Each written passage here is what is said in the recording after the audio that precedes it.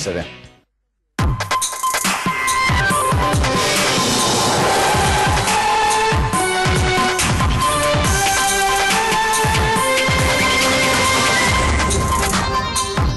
Il caso dei fondi per le periferie congelati, martedì a Venezia, assemblea dei sindaci dei comuni capoluogo con il primo cittadino di Treviso Conte che porterà le rassicurazioni del vice ministro dell'economia sulle disponibilità concesse dal governo ai comuni. Un'altra vittima giovanissima della strada, Resana si è stretta attorno alla famiglia del 19enne che ha perso la vita nell'incidente di ieri pomeriggio a Tre Baseleghe. Cittadino albanese arrestato a Orsago dalla polizia, l'accusa falsificare documenti per la immigrazione clandestina. 37enne nomade denunciata dai carabinieri per aver rubato a un anziano una collana del valore di 5.000 euro, l'episodio a Selva del Montello. Cimodolmo ancora sconvolta per la 39enne morta dopo aver dato alla luce due gemellini. I lunedì i negozianti osserveranno il lutto cittadino per i funerali abbassando le serrande. Scattato l'esodo di Ferragosto, rallentamenti verso le spiagge, bollino rosso anche per domani, secondo gli esperti la giornata del 15 sarà baciata dal sole. Viaggio nella memoria della Grande Guerra, oggi raccontiamo la vita di trincea attraverso un oggetto ricavato dalle munizioni del fucile in dotazione ai soldati italiani. Telespettatori di Antena 3, buonasera, ben ritrovati all'edizione trevigiana dei nostri telegiornali che torna a parlare del caso dei fondi per le periferie congelati. Ieri sera in diretta proprio con il sindaco Mario Conte, sindaco di Treviso, abbiamo anticipato del colloquio del primo cittadino con il vice ministro all'economia sulle disponibilità concesse dal governo ai comuni e quindi un spiraglio di luce per i lavori da compiere nella zona delle periferie a Treviso. Questo non ferma però Conte dall'essere presente ovviamente martedì prossimo all'assemblea dei sindaci dei comuni capoluogo a Venezia, dove il primo cittadino di Treviso porterà anche queste rassicurazioni. Allora il punto della situazione nel primo servizio. Tagli del milleproroghe, i sindaci fanno fronte comune contro il congelamento dei fondi per le periferie, anche se all'interno proprio di quel fronte convivono posizioni più o meno dure nei confronti del governo, che emergeranno nel corso dell'incontro convocato a Venezia da Luigi Brugnaro. Martedì ci incontriamo con gli altri sindaci di capoluogo semplicemente per portare al tavolo tutte le nostre progettualità, per far capire al governo che comunque indipendentemente dalle scelte politiche fatte dalle amministrazioni i progetti sono seri e sono validi, a differenza di altre realtà del nostro territorio nazionale che magari sono discutibili. Quindi chiederemo in modo civile e in modo responsabile di affrontare il tema in base alle progettualità e quindi di sbloccare questi fondi e di trovare delle soluzioni alternative. Il leghista Conte metterà sul tavolo anche le rassicurazioni avute telefonicamente da Massimo Garavaglia. Il vice ministro mi ha rassicurato sul fatto che verranno sbloccati i fondi che di fatto sono dei comuni ma ad oggi sono bloccati, quindi i famosi avanzi di bilancio potranno essere spesi a partire dal 1° gennaio. Credo che questa sia un'iniziativa sicuramente positiva, non solo per il comune di Treviso ma anche per tutti quei comuni minori del territorio che molte volte si trovano bloccati negli investimenti perché non hanno la possibilità di spendere gli avanzi di bilancio, quindi questo è positivo. Tra l'altro il vice ministro mi diceva che i fondi legati al bando periferie sono soltanto congelati e spostati fra 2 anni, ma stanno analizzando tutte quelle progettualità che soprattutto nelle regioni del sud sono molto ambigue e molto discutibili. Progetti finanziabili dunque a partire da gennaio con l'avanzo di bilancio. Nel frattempo, ribadisce il sindaco, si potrebbe approfittare dei prossimi mesi per rivedere priorità e modalità di intervento che non convincono la nuova amministrazione. C'è una pista ciclopedonale che sicuramente non è una delle priorità, ci sono alcuni interventi legati ad alcuni impianti sportivi, non mi riferisco alle acquette ma a altri parcheggi che secondo me possono essere rivisti e quei soldi essere destinati per esempio al rifacimento di marciapiedi piuttosto che alla manutenzione di strade, piuttosto che al completamento di alcune linee fognarie anche nei quartieri.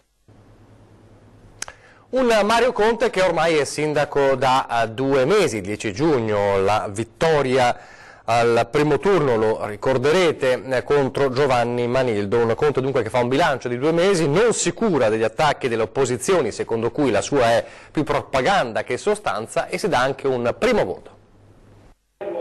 I primi 2 mesi da sindaco di Treviso, improntati sul dare messaggi chiari sul fronte della sicurezza e della vivibilità della città. Continui blitz della polizia locale, rimozione delle fioriere contro lo spaccio, il braccio di ferro con Contarina sulla gestione dello sfalcio del verde e della raccolta rifiuti, l'ormai imminente riapertura della ZTL tra San Francesco e Piazza San Vito. 60 giorni intensi per Mario Conte, solo proclami e propaganda, secondo le opposizioni, dall'ex presidente del Consiglio Comunale Franco Rosi, che bolla questi provvedimenti come privi di sostanza, a Luigi Calesso di Coalizione Civica, che parla di revival dello sceriffismo gentiliniano e di idee puramente ideologiche e propagandistiche. Sono però convinto che prevalga di più il sentimento dei cittadini che mi manifestano soddisfazione nel nostro operato, e credo che anche da un punto di vista numerico il consenso di Luigi Calesso e il consenso del sottoscritto pesano in modo diverso, quindi continuerò su questa strada. Se Calesso continua a criticarmi vuol dire che siamo sulla strada giusta. Si procede sul solco tracciato, non a caso Avanti Tutta è l'hashtag che caratterizza la comunicazione del sindaco, che per l'autunno lascia intendere di avere in serbo molte sorprese su vari fronti e che non si tira indietro dal darsi lui stesso un giudizio dopo questi 2 mesi. Che voto si dà per questi primi 2 mesi? 10. Questo dunque il voto che si dà a Mario Conte. Che voto gli dà invece l'Ascom, l'associazione dei commercianti, una categoria molto importante nel dialogo con la Giunta, come abbiamo visto anche nel passato, un Ascom che preferisce attendere prima di dare un giudizio, anche se traccia un bilancio di quanto avvenuto finora. L'interrogazione è rimandata a settembre. Troppo presto dare un voto alla Giunta Mario Conte. Il tempo trascorso non è sufficiente per emettere un giudizio vero e proprio. Il presidente di Ascom Salvadori spiega come la nuova amministrazione si sia trovata a fare i conti con una serie di questioni, soprattutto tecniche, a partire dal cambio dei dirigenti. Che riescano a chiudere in tempi molto rapidi la ricognizione della propria pianta organica, della propria organizzazione. Ma risolti questi aspetti, l'Ascom è pronta a sedersi intorno ad un tavolo per tornare ad affrontare le tante questioni aperte. Che si aprano i tavoli sui quali siamo stati più volte contattati e ci sono stati più volte promessi, per programmare l'autunno, che diventerà il momento più importante per misurare la temperatura non solo della Giunta ma anche dell'economia provinciale. Perché i commercianti hanno ben chiara la loro idea di Treviso. È evidente che una bella Treviso di per sé non basta, ma serve una rete di appoggio tale per cui uno, se viene a Treviso, ci possa rimanere 1 o 2 giorni utilizzando non tanto e non solo le bellezze della città ma anche le attrattive generali. Hanno già dato invece da subito un voto al sindaco Mario Conte e alla giunta ed esponenti militanti del centro sociale Django, che per il caso dello striscione per Giulio Regeni, ricorderete rimosso da Palazzo dei 300, hanno oggi organizzato una iniziativa di protesta sotto l'occhio attento dei carabinieri, in aperta sfida all'amministrazione comunale. Sentiamo. Torna a esporre per qualche istante sulla facciata laterale di Palazzo dei 300 l'invocazione Verità per Giulio Regeni, il centro sociale Django, in aperta contestazione con il comune di Treviso, che ha deciso di rimuoverlo ufficialmente perché ormai mal ridotto, attirandosi con questo le ire delle forze politiche di opposizione e le critiche di Amnesty International.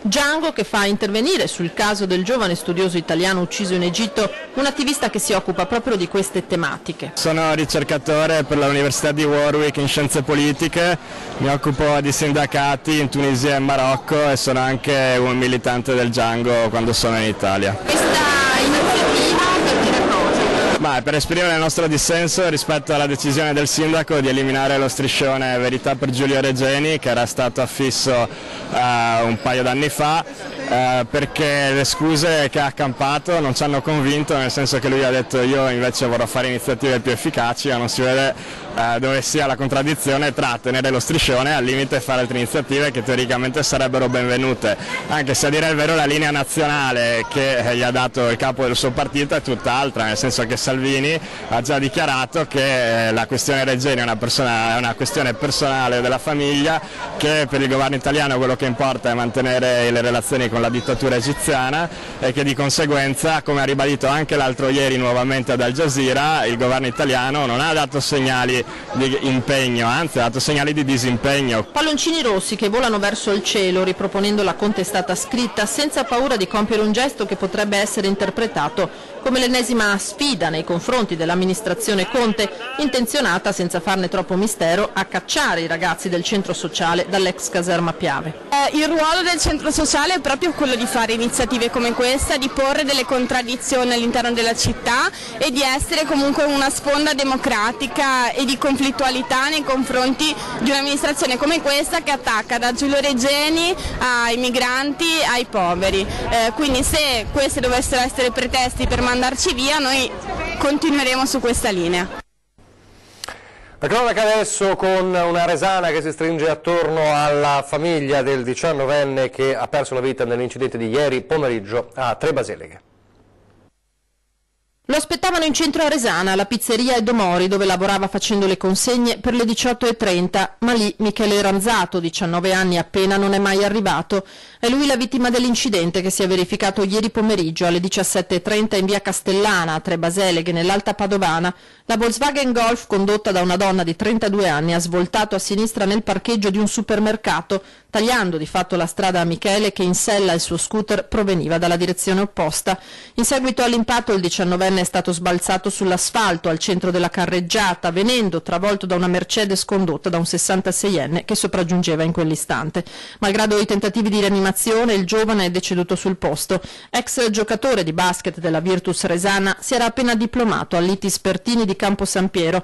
Rispetto alla sua morte sarà la procura di Padova ora ad accertare eventuali responsabilità. Michele lascia i genitori e un fratello.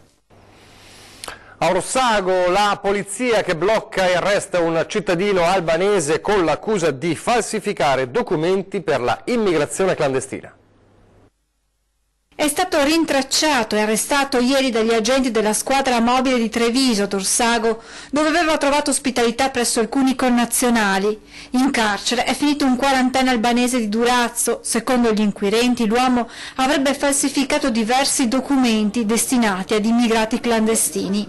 Le indagini hanno accertato che già in passato l'uomo si sarebbe reso responsabile di vari reati legati alla ricettazione e falsificazione di documenti, prima in Campania, poi in Lombardia e Piemonte, dove nel milanese Alessandrino si era nascosto per sfuggire alla legge. Il quarantenne, dopo essere stato espulso, era riuscito a rientrare illegalmente in Italia, dove aveva la sua attività di falsificazione e ricettazione dei documenti che servivano ad aggirare la legge fornendo false identità. A Selva del Montello invece una 37enne nomade padovana viene denunciata dai carabinieri per aver rubato a un anziano una collana del valore di 5.000 euro, l'ennesimo episodio delle cosiddette ladre dell'abbraccio. Ancora una vittima della tecnica dell'abbraccio messo in atto con l'obiettivo di portare via preziosi. Ad essere derubato un 78enne che qualche giorno fa, mentre stava trascorrendo il pomeriggio con alcuni amici, era uscito da un bar di Selva del Montello per fumarsi una sigaretta. È a quel punto che entra in scena una 37enne nomade residente nel Padovano, a Cadoneghe, che si avvicina al pensionato e chiamandolo con un altro nome lo abbraccia e gli propone una prestazione sessuale. Il 78enne tenta subito di allontanarla, ma lei torna alla carica e cerca nuovamente di stringere a sé l'anziano, che riesce definitivamente a scostarla. A quel punto la donna si allontana velocemente a piedi.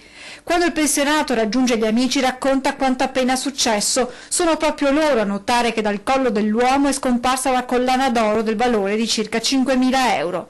La vittima di turno ricostruisce gli ultimi minuti e capisce che è stata la donna a sottrargli la collana. A quel punto denuncia tutto ai carabinieri di Volpago, che risalgono alla 37enne che già in altre occasioni si era resa responsabile di furti con la stessa tecnica di avvicinamento alla vittima e circonvenzione. La padovana è stata denunciata. A Cima d'Olmo una comunità che si prepara alla giornata di lunedì, quando ci saranno alle 15:30 i funerali di Maria Busola, 39enne morta 5 giorni dopo aver dato alla luce 2 gemellini. Sarà lutto cittadino e i negozianti per rispettare questo lutto nel momento dei funerali chiuderanno le attività. È una perdita molto grave, molto sentita da tutti. e ci dispiace tantissimo perché logicamente per quello che rimane, perché poi pensi al marito, pensi ai bambini che non potranno mai più chiamare mamma e alla famiglia di lei che è nel cuore di tutti. Un paese ed una comunità intera profondamente scossi dalla tragedia che ha colpito la famiglia di Maria Buso. La donna morta mercoledì, pochi giorni dopo aver dato alla luce 2 gemellini all'ospedale Caffoncello di Treviso. Qui a Cimodolmo, dove vive la famiglia Buso, sono in molti a ricordare Maria, tra compaesani e negozianti, non pochi i conoscenti e gli amici, che preferiscono rispettare in silenzio il dolore della famiglia, in attesa di lunedì pomeriggio, quando alle 15:30 nella chiesa di Cimodolmo la comunità darà l'ultimo saluto a Maria, stringendosi attorno alla famiglia, al marito Fabio Piovesan e ai 2 piccoli gemellini. Pressoché unanime intanto la risposta dei negozianti del paese all'invito di sospendere le attività, osservando il lutto cittadino proclamato per lunedì dal sindaco Giovanni Ministeri. Per rispetto di questa brutta tragedia che è successa, che ci ha toccato un po' tutta la comunità e tutta con noi, quindi rimarremo chiusi sicuramente per rispetto di tutto, soprattutto per lei che non c'è più, per il marito, per i bambini e per la famiglia. Allora ancora la questione dei lupi e degli assalti ai bestiami che continuano incessanti tra l'altopiano e il Grappa. Quegli assalti di questo tipo fanno venire da piangere quando si trovano delle cose così, cioè degli propri animali in certe condizioni. Elena Donazzan della Maiga Asolone racconta con la voce provata quel che i suoi occhi hanno visto l'altra sera quando un lupo ha seminato la morte tra le sue manze. Ho avvisato di questa situazione, noi quando siamo andati su per vedere cosa era successo ne abbiamo trovato un'altra invece mangiata, per cui ne abbiamo trovata una mangiata e l'altra in fin di vita. Una scia di sangue e di morte che non si ferma, dal Monte Grappa alla Valmaronna a Enego nell'altopiano dei 7 comuni, dove la notte scorsa 2 vitelle sono state sbranate. Un assalto che segue di 48 ore un blitz analogo ai danni di una vacca proprio nella stessa zona. Tra i malghesi c'è chi ha già annunciato che non ce la fa più, che il prossimo anno non salirà negli alpeggi con i propri animali. Ogni capo di bestiame, oltre al valore intrinseco, rappresenta la programmazione del futuro, il core business e le possibilità di guadagno. La settimana scorsa un'altra manza era stata divorata sul Monte Grappa, in zona Camol. A farne le spese una manza dilaniata alla testa e alle gambe, assalita a 100 metri dal luogo in cui altre persone stavano campeggiando. Predazioni che avvengono nei giorni in cui il dibattito sul tema lupo ruota attorno alla domanda che fatica ad avere una risposta. È meglio stare a guardare oppure è il caso di procedere con gli abbattimenti? Magari selettivi. In mezzo sono spuntati i proiettili di gomma, le gabbie, i radiocollari, i recinti elettrificati e i cani a protezione delle greggi. Ma il dibattito ritorna sempre al punto di partenza: da quale parte stare, da quella del lupo o da quella delle prede? Ora parliamo del ponte di Ferragosto perché tanti anche i trevigiani che sono ovviamente in viaggio si sono messi in viaggio oggi e si è mantenuto intenso ma scorrevole per la giornata il traffico sulla rete autostradale in A4 nel tratto di Cav, zona tra Padova, Passante di Mestre e tangenziale di Mestre, dove c'è stato un traffico intenso per tutta la giornata, ma solo qualche rallentamento, soprattutto in mattinata, che ha interessato il tratto di A4 tra Padova Est e il bivio A4 A57 in direzione Trieste. Ovviamente maggiori problemi in direzione delle spiagge e nel tratto invece di A4 interessato da Autovie Veneto, dove i rallentamenti e le code hanno raggiunto anche i 4-5 chilometri, ma sono poi smaltite nel corso della giornata, quindi una giornata tutto sommato positiva nonostante i rallentamenti, il bollino rosso che è previsto anche ovviamente per domani. Ma allora come saranno queste giornate che portano a Ferragosto? Ce lo dice il colonnello Giancarlo Iannicelli. Il lungo ponte di Ferragosto ormai è alle porte. Una volta scelta la meta per una vacanza di qualche giorno o di una settimana, si guarda con attenzione alle previsioni del tempo, sperando che quest'estate, calda e soleggiata, non giochi qualche brutto scherzo proprio a ridosso del 15 agosto. Ma niente paura, perché se l'inizio della prossima settimana sarà caratterizzato da un po' di instabilità, l'anticiclone tornerà protagonista proprio per Ferragosto. Prevediamo in prevalenza cielo sereno naturalmente siamo in estate, quindi dobbiamo mettere in bilancio il pomeriggio la solita attività cumuliforme, più intensa naturalmente sui rilievi, meno intensa in pianura. Qualche velatura anche nelle prime ore del mattino, ma si tratta comunque di fenomeni innocui che non rovineranno i programmi dei vacanzieri. Dunque bel tempo anche nei giorni successivi al Ferragosto, con temperature che rientreranno nelle medie stagionali. Intorno ai 19-20 gradi le minime, quindi sono ridimensionate verso il basso, e valori massimi intorno ai 30-31 gradi. E sempre con un occhio al tempo e al meteo, i produttori di vino del Veneto e della Marca tracciano un po' un bilancio di questi mesi guardando alla vendemmia 2018. A oggi la vendemmia 2018 in Veneto si annuncia molto positiva. Già a partire dalla prossima settimana i primi grappoli d'uva a finire nei cesti saranno quelli delle varietà Chardonnay e Pinot per le basi spumante, poi via via tutte le altre. Le preoccupazioni casomai arrivano dal meteo, che potrebbe peggiorare proprio dai prossimi giorni. Così fosse, la raccolta verrebbe anticipata per evitare problemi di marciume acido e botrite, che in alcune aree del Veneto vengono già segnalate. Il punto sull'imminente vendemmia è stato fatto a Legnaro, in provincia di Padova, nella sede di Veneto Agricoltura. Un'annata migliore rispetto al 2017, che venne in parte penalizzata da alcune gelate primaverili. Le previsioni parlano di un 20%, 15-20% di crescita della produzione della viticoltura veneta, in parte dovuta alla diversa situazione che quest'anno si è creata rispetto al 2017 e in parte dovuta ai nuovi vigneti che stanno effettivamente partendo nel Veneto. Sono quasi 100.000 gli ettari di terreno coltivati a vite in Veneto, il 90% dei quali a denominazione. Siamo la quarta regione vitivinicola italiana, previsti quest'anno circa 13 milioni di ettolitri di vino, e quarta potenza mondiale per l'export di bottiglie, 2,13 miliardi di euro, una cassaforte per i produttori, in particolare del padovano e del trevigiano. Quest'anno in provincia di Padova la crescita sarà attorno al 15%, circa 2/3 di questa crescita è dovuta alle maggiori produzioni. Ricordiamo che la provincia di Padova ha sofferto meno di altre province venete delle gelate dell'anno scorso e quindi si è riportata bene su valori del 2016, un altro 5-7% di crescita invece è dovuta ai nuovi vitigni che sono entrati in produzione. Treviso stimiamo una crescita produttiva di circa il 20% su basi del 2017, quindi un recupero su quelle che sono state le perdite dell'anno scorso, più circa un 5% dovuta ai nuovi vigneti che quest'anno effettivamente entreranno in produzione. La Grande Guerra, tra importanti scoperte e il nostro viaggio nella memoria, dopo la pubblicità.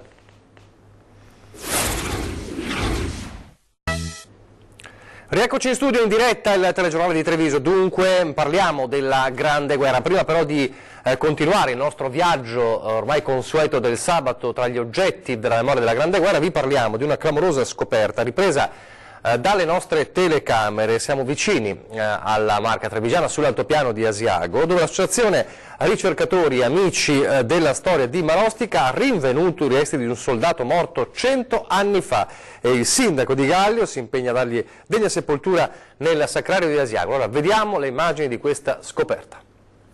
Oggi ci siamo spostati in un altro settore del fronte e cominceremo dal vivo a vedere come si recuperano gli oggetti della Grande Guerra.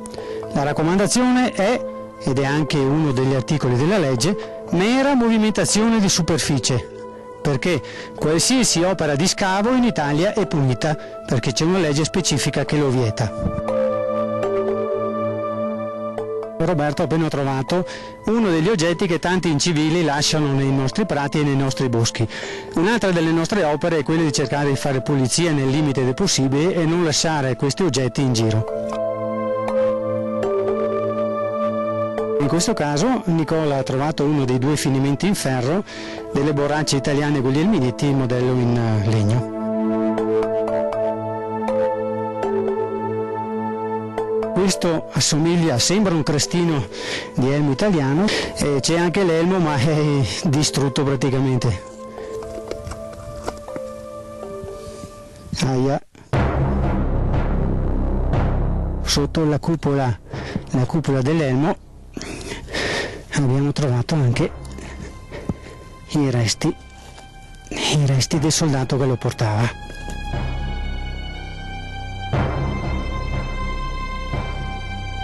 Come da normativa di legge dobbiamo essere sicuri di cosa abbiamo trovato, e se sono resti umani o qualcosa che può identificarli come resti umani, il nostro compito finisce qua e si denuncia il tutto alle autorità competenti.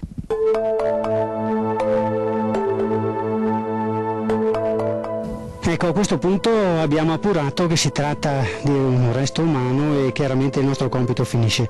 Dobbiamo ripristinare il luogo e prendiamo gli oggetti metallici e li portiamo a chi di competenza per evitare che qualcun altro possa venire a fare il ritrovamento. Ecco. E il prossimo passo sarà naturalmente appurare se oltre al cranio del soldato ci siano anche i resti, il resto del corpo. Speriamo appunto che questa testa, questo teschio, questo elmetto abbiano un nome e cognome, si possa ritrovare quella piastrina famosa che possa identificare il soldato. Questo soldato potrebbe essere stato ucciso e quindi potrebbe essere morto in piedi, addossato alla trincea. Questa prima analisi sembrerebbe di sì, difatti aspettiamo di poter scavare in verticale, quindi andando in profondità per vedere se poi tutto lo scheletro sarà sotto. Noi faremo di tutto qualora ci siano le possibilità di un ritrovamento dell'intero corpo e quindi della piastrina per poter veramente entro il 4 di novembre consacrare questo ulteriore resto umano, questo valido soldato che è morto sull'altopiano come tanti altri. Speriamo appunto che il 4 novembre possa trovare la giusta collocazione anche per questo soldato.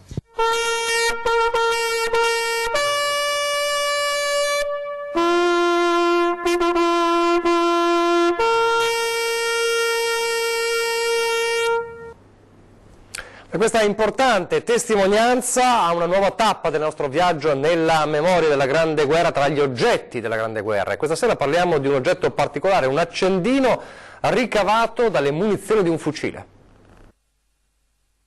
Oggi vi faccio vedere un bossolo, una cartuccia del modello 91 fucile che adoperavano i nostri tanti nell'ultima guerra. Ma che cos'ha di particolare?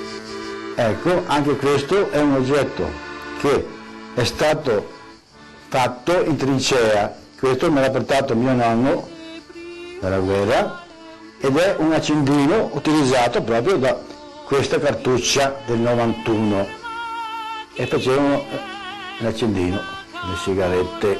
Un oggetto umile, di quell'umiltà di cui erano colme le nostre trincee durante gli anni tremendi della Grande Guerra. Un accendino, utile per pipe e sigarette nei giorni interminabili di attesa del nuovo assalto, quanto indispensabile per dare fuoco alle cariche esplosive nelle azioni di apertura tra i reticolati della terra di nessuno, o per accendere le lanterne che illuminavano la notte tra ricoveri e giacigli. Quello che stupisce è come delle mani ignote siano riuscite con pochissimi mezzi a trasformare questa cartuccia piegando il bossolo, tagliando e filettando il fondo. C'era la pieretta che andava qua, mettevano l'alcol dal fondo qua che si svitta e con la pieretta giravano questa ruota e prendeva fuoco. C'è da immaginare che in quella trincea ci fosse una piccola officina per la manutenzione delle armi e che con quel poco si sia riuscito a forare l'ogiva per far uscire lo stoppino, ma anche per fare dei fori non troppo grandi per dare modo all'alcol di inumidire la canapa. Ma la vera opera d'arte sta nel meccanismo di accensione, con la rotella per il pietrino ricavata da una lima tonda da fucile, tagliata a fettine sottilissime. E guardando insieme la cartuccia e l'accendino del 91 non si può non rimanere ammirati per il genio e l'abilità di quelle umili mani di un fante italiano. Fa pensare all'intelletto che avevano di trasformare in cose utili pur non avendo quasi niente.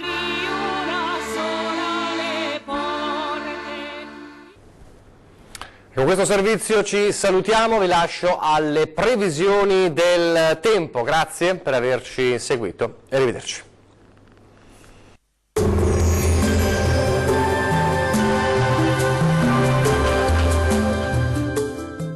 General Beton Calcestruzzi, a fianco di chi costruisce e lavora in qualità. General Beton è presente in tutto il Veneto, Friuli, Venezia Giulia e all'estero. Ben ritrovati al meteo. Domenica con il bel tempo sul Triveneto, ma anche con qualche temporale. Vediamo dove. Sul Veneto sarà ampiamente soleggiato ovunque al mattino, con il cielo che si presenterà sereno o al massimo con presenza di poche nubi sparse. Col passare delle ore tempo via via più instabile sui settori alpini con qualche breve acquazzone di calore. Temperature minime tra 19 e 23 gradi, valori massimi compresi invece tra 28 e 32 gradi circa. Spostiamoci ora a vedere che tempo farà sul Friuli Venezia Giulia. Poche novità, anche sulla nostra regione il tempo sarà asciutto e stabile, con ampio soleggiamento su tutti i settori, specie al mattino. Poi qualche temporale sarà possibile sui rilievi, cielo sempre sereno o poco nuvoloso altrove. Temperature minime tra 21 e 22 gradi, valori massimi oscillanti invece tra 30 e 33 gradi circa. Infine la situazione meteorologica del Trentino Alto Adige. Al mattino sarà instabile con qualche piovasco solamente sui settori alpini di confine, più asciutto e soleggiato invece altrove. Col passare delle ore peggiorerà ovunque con temporali in estensione un po' tutta la nostra regione. Temperature minime intorno ai 19 gradi, valori massimi compresi invece tra 29 e 32 gradi circa. Dal meteo di Antena 3 è tutto. Arrivederci.